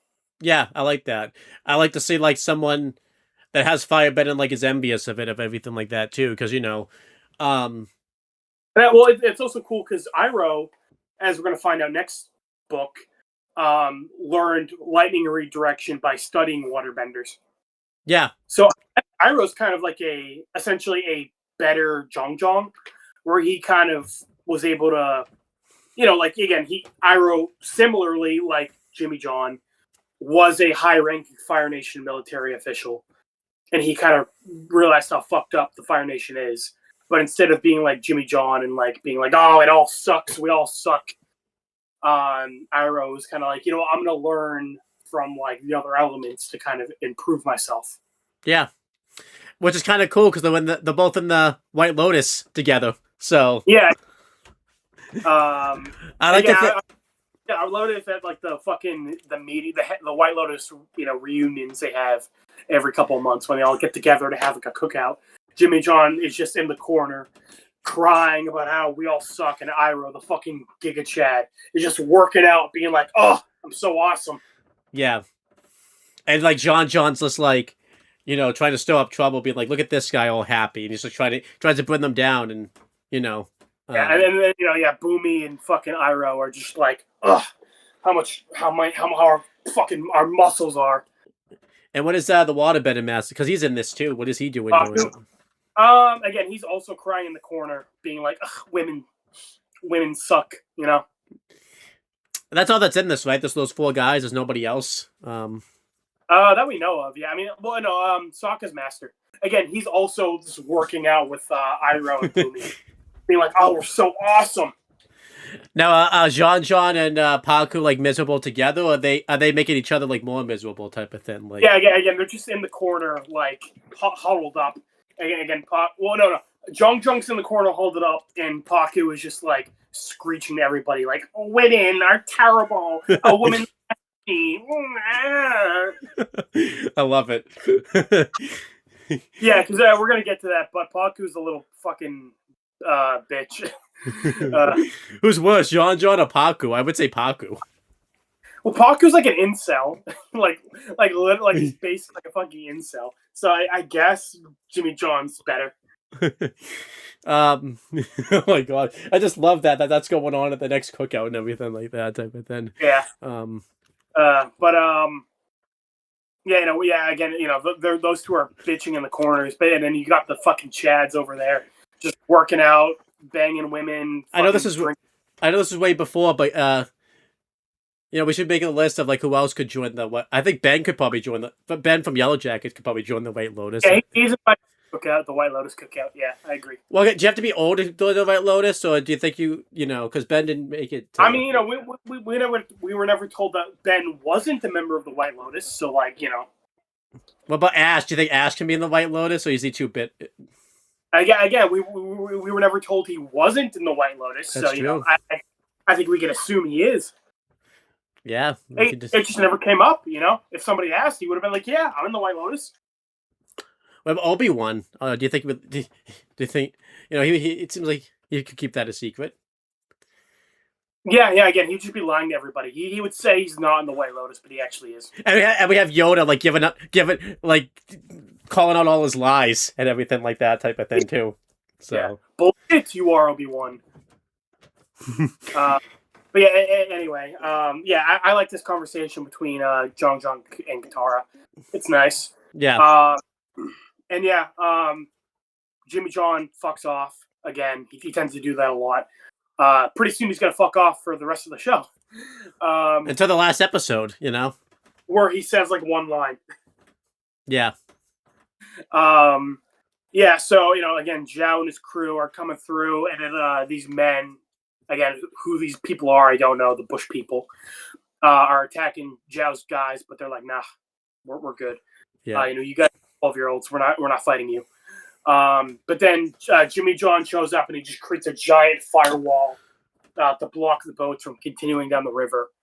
And and all of Zhao's men are like, "Oh my god, fire! We've never seen this before. Oh my god, I can't believe it." And then the Zhao gets out of the boat and he's just like, "Oh, you guys don't need to worry. This is I like this where he just like parts the firewall." Yeah, that was good. Up, and he instantly realized who this is. And it's just, it's my old master. So I like, again, they were pretty obvious about who it was before, but this is the first time where it's confirmed that, yeah, Zhao is the student. Mm-hmm. It's kind of cool because we don't actually really get much backstory on Zhao. This is kind of the only thing we get that, he was Jimmy John's student. Yeah, this and the library, but stuff Well, I mean, the library is implied to be fairly recently, probably in the last 2-3 years. Yeah. So, but yeah, it's kind of cool. We got to some backstory on Zhao. We don't really get to hear a lot about all that and everything like that. Yeah. And again, kind of like a Darth Vader situation where again, kind of the promising student, and then he went bad, and they. Well, actually, I don't think they ever said they had a fight. I guess Jimmy John just fucked off from the military. Yeah, I guess so. And also, I guess Zhao didn't really go bad. I guess he was kind of always an asshole. he took care of Darth Vader. He doesn't need a whole prequel series about him. He already was bad. So yeah. Yeah, it's like Walter White, slowly breaking bad, and it's like Zhao's like, nah, fuck that shit. I just want to be an asshole. Yeah, I love it. I just want to light shit on fire and stalk kids. Hell yeah. What do you think came first? Yeah, it's like the chicken or the egg, Owen. It's one of man's greatest mysteries. Well, I guess. Uh, I guess it could be. I guess it couldn't be stalking kids first because he was a kid himself at one point, so he can't stalk himself. Yeah, again, as soon as he turned 18, he's like, all right, now I'm gonna start stalking. Do they get to go to school for that? Or do you think he learned really quickly? Yeah, yeah. Yeah, that's why he left Jimmy John. He's like, Jimmy John, you've been a great firebending instructor, but my real passion is stalking kids, so I'm gonna go do that for a while. And then Jimmy John was like, what the fuck have I done with my life? All right, I'm gonna leave the military now. Yeah, that's why he left the military. Yeah. Oh, dear God. Ira was right. What am I doing with my life? And what a coincidence! A second a kid shows up, Zhao shows back up again. So yeah, again, like, is that a kid? Is that a kid showing up? Oh my God. But yeah, Duel of the Fates starts playing. Da, da, da, da, da, da, da. Nah, you don't get that reference yet. But yeah, Zhao is like, let us battle, master. He's like, you're a coward, you're a bitch, you suck. And Jimmy John is like, don't even bother trying to fight Aang. Zhao, like, you suck. He's super cool and awesome. Actually, I do like this where he was kind of treating Aang like shit this whole episode. But now that Aang's not here, he basically says like, I've never seen such raw power. Yeah, I don't think he is kind of bullshitting though, because like I don't think in his perspective, I don't think like he knows. Well, I think he is being genuine here. Well, I think that's another reason why he didn't want to train Aang, is because like he saw Aang just had so much raw power. He's like worried, all that power, no control. Yeah, true.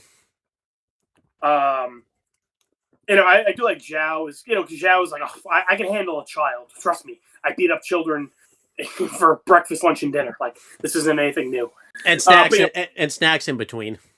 And snacks in between. It's like breathing. He never stops. How many hours do you think he's up there? Breathe. He's gonna stop in a couple episodes. Oh, it's too bad. Yeah. Well, don't forget he goes to that moon place and everything like that and gets tortured. So he might be doing it up there. Yeah. Yeah. Oh, again, I'm like, I think he's dead there. So I'm like, I don't know. Does that count? Yeah. Again, he finds children in the spirit world and just fucking beats the shit out of them. Yeah. So. But yeah. Yeah, I do like this where once Zhong says that he gets a little bit like, oh really? Like, oh, you think he's better than me? Like, he gets a little competitive. Yeah. But yeah, yeah, I kind of wish we got to see them fight a little bit, but no, they don't really fight. They have a little talk, and Zhao is like, "You suck," and Zhong is like, "Yeah, but you suck more." Yeah. So yeah, I wish we got a little more on them. Yeah, I wish we could. Yeah, I wish we got a little bit more on them. That would have been cool, especially like finding out they were like Zhao was a student all those years ago and everything like that type of thing. So that would be cool. See them fight a little bit. Am I talking about the Katara and Aang scene? Yeah. Okay. Yeah, because at this point in the conversation, Aang shows up, and then Jimmy John just like he disappears. Like the firebenders go to attack him, and he just like he's like smoke bomb, and he disappears. Yeah. Well, he didn't literally smoke bomb, but he basically does that. And Zhao was like, "Men, go find him. He's in the woods somewhere. Thankfully this isn't the Evil Dead or Yellow Jackets woods, so yeah, you should be fine." What do we rank these woods? These woods are pretty good. Yeah, these woods are fine. Nice little vacation spot. Just watch out for the Bushmen. Yeah, it's the only bad thing. Yeah. Yeah, but it's okay. They barely have any screen time, so you're fine. So yeah, these woods are fine.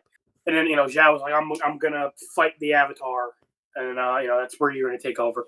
But before Aang shows up, Katara, after healing up and speaking with Jimmy John, goes up back to the camp, and Sokka tells her Aang's in the hut. I guess Aang just like decided to make himself at home. He's like, all right, Jimmy John fucked off. I guess I'll just live in this hut. Yeah. No, Aang's in the corner, and meditating. And Katara walks in, and Aang's immediately like, "I'm so sorry. Like I was reckless. You guys were right. I wasn't ready. Like I'm never gonna firebend again." And Katara is like, "No, Aang. Well, you're the Avatar. You have to firebend again." He's like, "No, I'm never gonna." And Katara's like, "No, Aang, I'm healed. Like it's fine." And Aang's like, "What? Like you are?"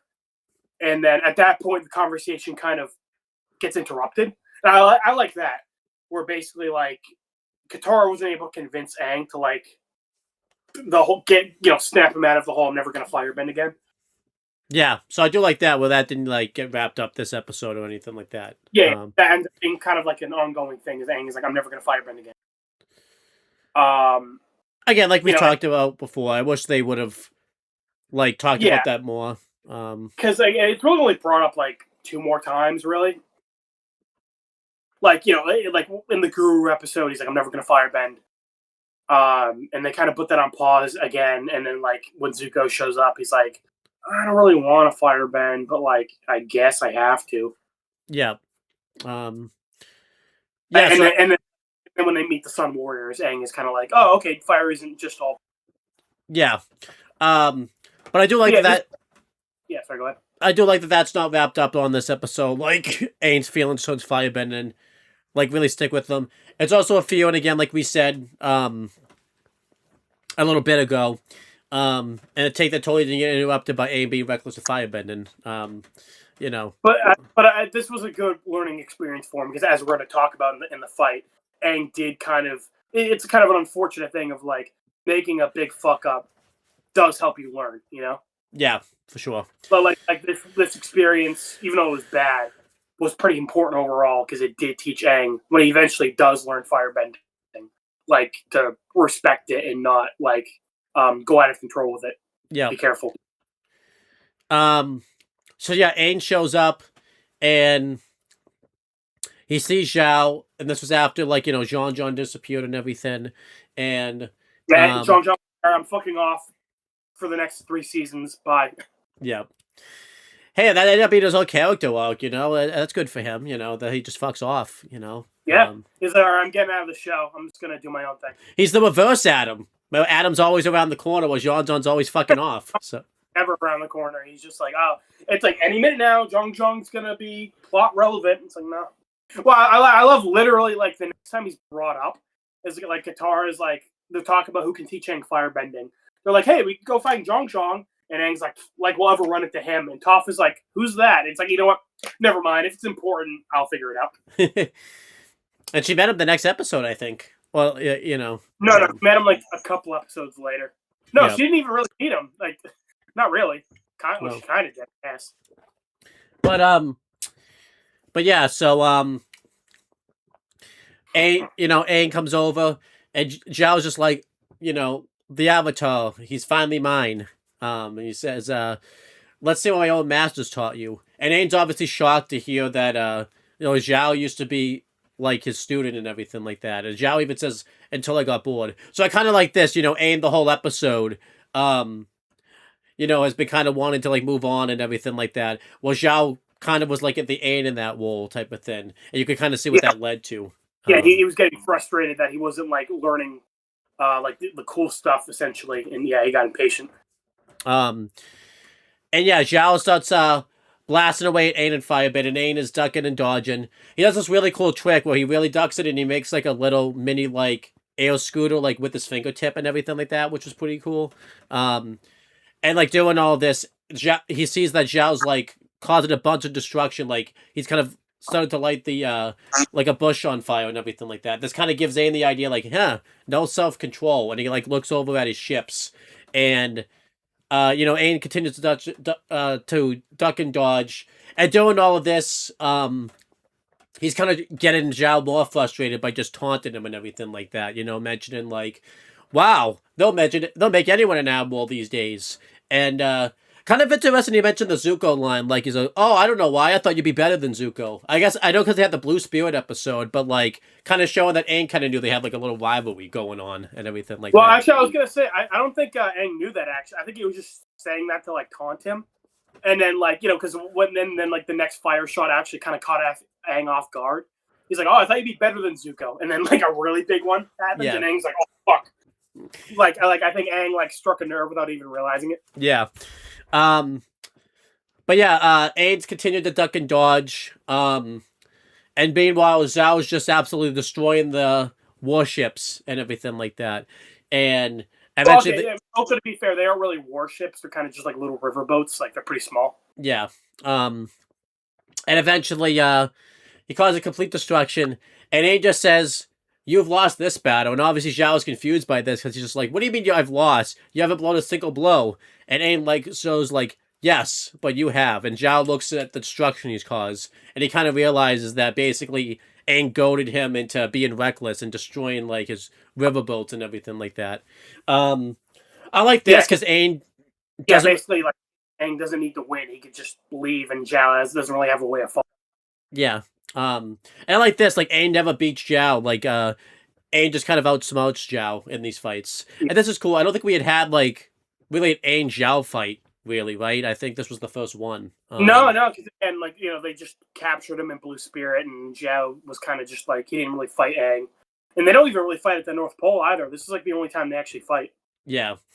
I like this though. Kind of showed Aang learn that lesson. It kind of showed the consequences of just reckless firebending just causing nothing but destruction and not having any self-control. So I really like this fight. I like that, I like that it shows. Sorry, go ahead. I like that it shows too that you can win a fight without really having to do much in the fight. You can just outsmart your opponent, which is what Aang did here, pretty much, and everything that. Yeah, I like that. After Aang leaves, Zhao just stands there and he just screams as the boats kind of explode. It's you just see the fire around him, kind of basically again he's sitting in his own destruction. Mm-hmm. I like that. And I'll scream in anger. Yeah. Kind of shocking, to see him take a big loss like this though, right before the finale and everything like that type of thing. Yeah. Well, again, it's cool though because he didn't lose the fight. Again, he basically outsmarted, and again this kind of hammers home his biggest flaws, or he doesn't have any self control, and kind of his ego is too big. Yeah, so I like that. And I like that it's simple things that beat him. Again, when they had that Agni Kai, is that Zhao is and it actually ties into that. Remember, Iroh kept telling Zuko focus on your basics, don't worry about the advanced stuff, having solid basics. And that's how he beat Zhao. Is that he had a better understanding of the basics, whereas Zhao was focusing on all the advanced stuff. Yeah, for sure. But yeah, and Aang pops up and he's like, "Hey, have a safe walk home." Because he doesn't have to worry about being stalked by a 40-year-old anymore for a little bit. So yeah, all right, I've gotten a break away from stalking. I think Zhao loses interest too. He goes from a couple months, or a month or two. Huh? A month or two, actually. Yeah. Well, Zhao loses interest. He goes back to a 16-year-old, and he becomes fixated with a fish, like a moon spirit, like a fish, pretty much. Yeah. So. Yeah. How old do you think that fish is? Well, the fish becomes a 15, so I think it counts. Okay. Yeah. Zhao thinking ahead. Yeah. Yeah. No, yeah, literally it's Zhao's damn it, my 12-year-old boyfriend fucked off. I gotta go back to my 16-year-old boyfriend. That's probably what he's thinking too, yeah. The cooler one too. He the one with daddy. Yeah, pretty much. Well, doesn't Aang have daddy issues too? To have daddy issues, you need to have a dad in the oh, that really stings. Yeah. But yeah, what about Gyatso? He was kind of a daddy figure. They ended up having. I would say Gyatso was a father. Oh, he's frozen on my end. That's okay.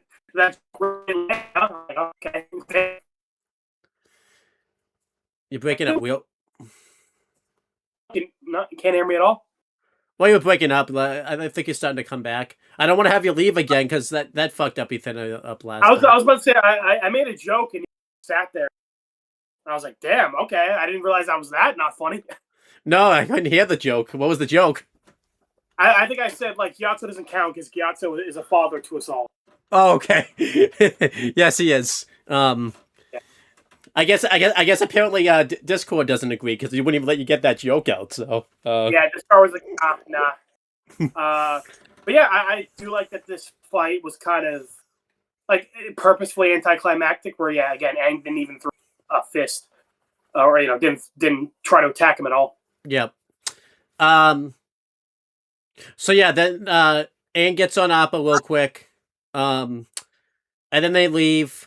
We see that Aang's got burnt during this fight. I like just like his shoulder. Oh no, his arm, right? Yeah. I did like that they animated like his shoulder, like it's getting like torn up a little bit before like. Yeah. Kind of weird. Again, I like it when they like show like they get like a little banged up in these fights, like the clothes get ripped or whatever. Yeah. And Katara heals Aang, and Aang's like wondering like how the hell Katara learned, like where the hell Katara learned how to do that. And Katara's like, I guess it's just something I've always known. And I love this, Sokka like throws shit at Katara. Like, yeah, great. I love the fact that you've known this all along. And he mentions all of these instances where he got like really badly injured. And one of the funnier ones was like he got 2 fish hooks stuck in his thumb, and Aang was just like, "How'd you get 2 fish hooks stuck in your thumb?" And Katara was like, "He tried to get the first fish hook out with another fish hook." So, I like this. I do wish that like Sokka and Aang had like a conversation, because obviously like Sokka was like extremely pissed off at Aang. Yeah, that would have been nice if they had a talk. Because like, obviously Aang and Katara kind of had a talk, and we saw Aang was extremely guilty and Katara didn't. It would have been nice if like, even though Katara didn't blame him, Sokka did, and Aang and Sokka had to kind of have a talk. That's 2 episodes in a row where like Aang and Sokka should have had a talk about something, and they just never did. Yeah, it's weird. Again, like I really wish they kind of did. It didn't even have to be like a big thing. I just would have been nice if Sokka like, if Aang was like, "I'm never gonna firebend," and like Sokka was like, "Yeah, you shouldn't. You clearly can't like handle it." Yeah, or, yeah. Like maybe Sokka kind of reinforces that fear in Aang, that like of firebending. Yeah, I would have liked that. I guess I could see why they wouldn't want to do that, because then it would make the relationship a little awkward. But like maybe obviously turn it around and Yeah, again, it's just I wish they kind of resolved it. Yeah. Because again, it feels like something Sokka would kind of have a grudge against. Yeah, like Aang, sister. Like they kept telling him to not play around. This, like we said, this whole episode, Sokka was like, "I don't want to do this firebending shit. Let's just go." Yeah. And they didn't listen to him. And Sokka was like, "I told you not to do it, and you did it anyway." Yeah, that would have been nice. Because the whole episode they haven't been listening to Sokka, so that would have been really cool. So yeah, Sokka, like, "I told you not to, and you did it anyway, and like, you burned my sister." Again, I just wish they had a conversation about it. Well, I remember you said Avatar takes a lot of inspiration from Star Wars. Maybe they took the Han Solo, Lando inspiration and just didn't have a talk. It's like, hey, they didn't. Yeah, decided to like, oh, we possibly have like a very big beef. Let's just like not talk about it. Maybe Sakura and Aang just went dancing like Lando and Han Solo did. So yeah, I'm Han Solo. Yeah, that fucking. Oh my! I can't believe that was. I thought that was just like a generic. I can't believe that's a real game. Like no, that was the last game that LucasArts did before Disney bought them. So it's like clearly we've peaked with this game. It's like, all right, might as well sell the company. Yeah, that's the end of the episode. I really like this episode. It's a lot better than you think. I really like. It's kind of a dark episode, a little bit type of thing, like kind of a depressing one. Maybe I'm going a little too high, but I'm gonna give this episode an A-. I think John's very interesting. I like the, Aang becomes fearful of firebending after this. We get to see the Fire Nation town. I like the festival. I like seeing Aang and Zhao's first fight together, and I like how Aang beat Zhao. I just think I like a lot of the characters here and everything like that. Oh, I forgot to mention, there's a really funny joke they actually did where Chet showed back up at the end of the episode, like everyone vanished and he missed all the plot. He's like, "Okay, well, funny guys, where the hell did everybody go?" type of thing. Yeah, I love that we'll never see him again. He's just like, I guess he just assumed, it's just everyone abandoned him, and he's like, "Oh, okay, I guess it's on my." I like that. I like to think he just fucked off after Aang and John had that talk, and he just missed the rest of the episode. He just didn't get what happened. Like, well, again, I'm pretty sure that's what happened. He just went to go run some errands. He gets back and everybody's fucking gone. He's like, what the hell happened? I love it. It's actually, I kind of like that because it's like, yeah, he kind of got the plot rolling, but yeah, then he kind of took a back seat. And I think the episode even acknowledged it. I'm like, oh yeah, right, we forgot to include him. Let's just throw him at the end. I love it. Maybe he went dancing with Han Solo and Lando. Yeah. I'm Chet. Got back from Cloud City, yeah. But yeah, he fucked got frozen in carbonite. Yeah, for what? Like, what was it? A year that Han Solo was in there? Yeah. We didn't see it, but if you panned a little bit to the right, you would have saw Che up there with Han Solo. That guy. She unfroze the wrong guy. I would have loved that. She froze him instead. Yeah. Leia presses the button, and Che gets out, and she's like, "I don't know who this is." It's that Family Guy joke with the turtle, where the turtle killed Rupert, and then the turtle killed some random. And Stewie's like, I don't know who this is. But yeah, what'd you think of this episode? I give it an A-. I give it a B+. I like Zhong, and I like that. Really, the only time we see really Zhao and Aang go face to face, really directly, because again, Blue Spirit, Aang and Zhao didn't really have much. They talked when Aang was chained up, but didn't really do much beyond that. And then in the North Pole, they only come face to face for 20 seconds at the very end. So I like that Zhao was the villain of this episode, because it's usually Zuko or some other random Fire Nation guy. Good lesson for Aang to learn about self-control with fire. I like that Aang, because with water he picked it up supernaturally. Earth, he really struggled with it. With fire, he picks it up quickly, but again, he doesn't have control with it, and now it's a mental thing that he doesn't want to do it. Yeah, I like that. I like the Katara healing stuff. I like Zhong as a character. Again, I just wish we got more of him. Yeah. Because he really he fucks off after this episode. He shows up and says, his name.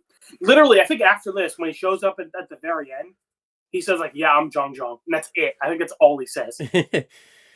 I do like, too, they would, explaining, why it's a good idea to, learn fire last, or, the certain... Yeah. It's not a good idea to, go out of order. It's not it's not that you can't. It's just that, personality wise, it's unwise because you learn stuff with each element. Yeah, I like that.